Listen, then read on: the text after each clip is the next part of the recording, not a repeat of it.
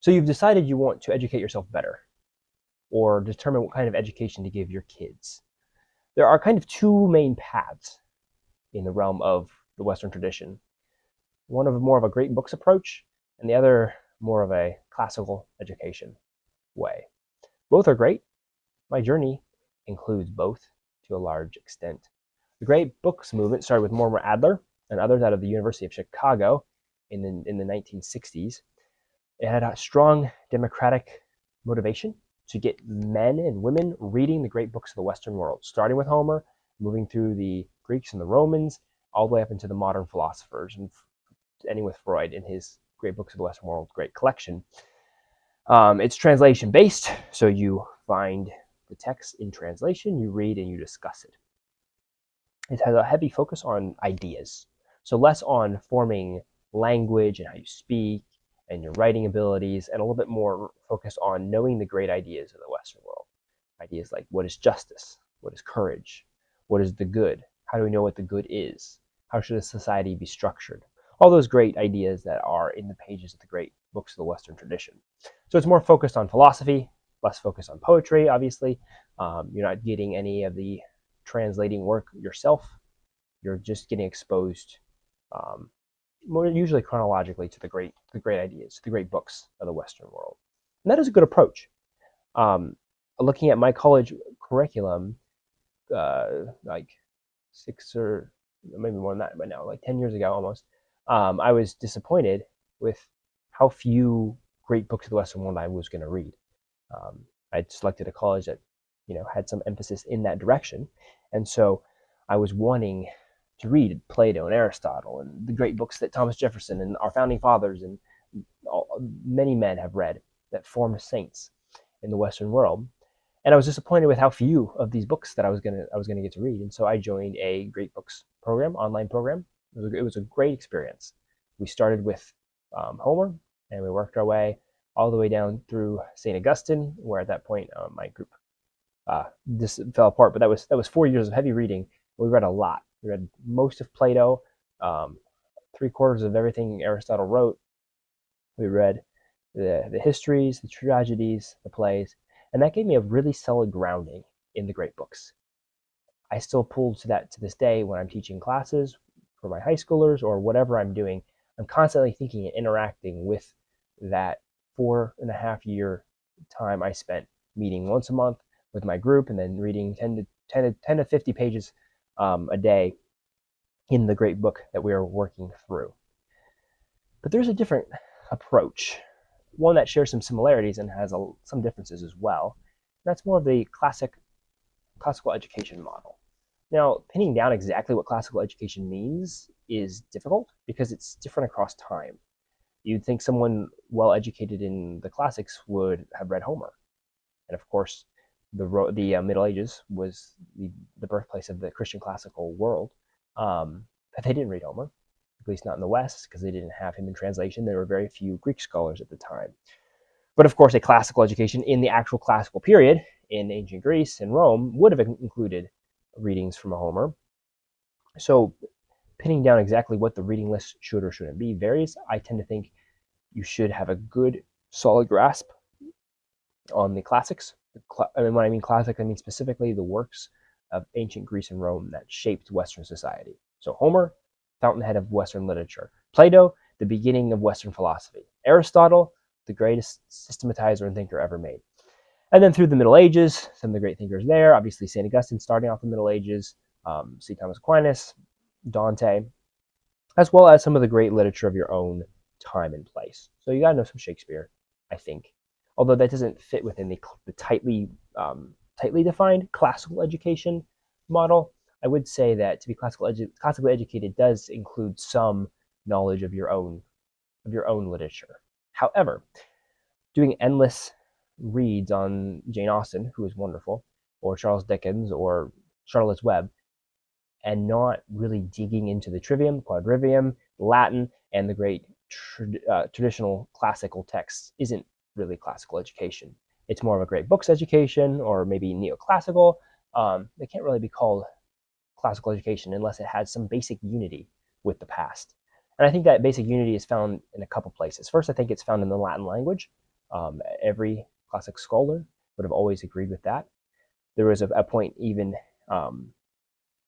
in the 18th century and into the 19th century, a debate about whether people should pursue modern education or classical education. And for them, modern education would be surprisingly like what a lot of people would think of as classical education. So you're going to learn French, you're going to maybe learn a little Latin, but modern languages, modern European history, maybe some of the novels you're going to read, right? And then the classicists were classicists because they were learning Greek and Latin.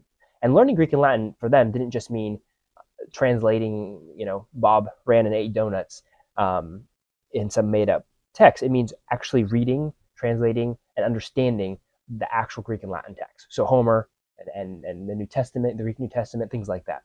So knowing Latin and Greek isn't just about knowing the language, it's also about knowing the ideas encoded in the language. And yes, you can get a good translation, but there's nothing like, or so I'm told, really being able to deeply read and understand in the original languages.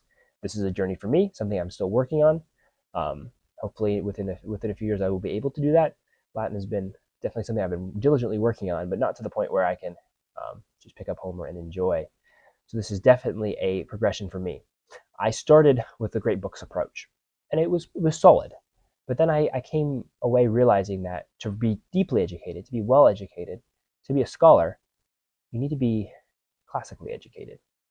You need to not just understand the great ideas, but how to defend those great ideas, how to speak about those ideas eloquently, persuasively, logically, how to master language, and all that comes from a more thorough classical education.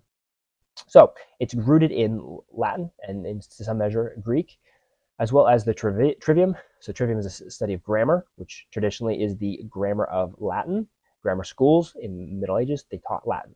So specifically what they taught, and of course other things were woven in that tapestry of learning Latin because you're reading ancient Roman texts and discussing the morals and ethics of that.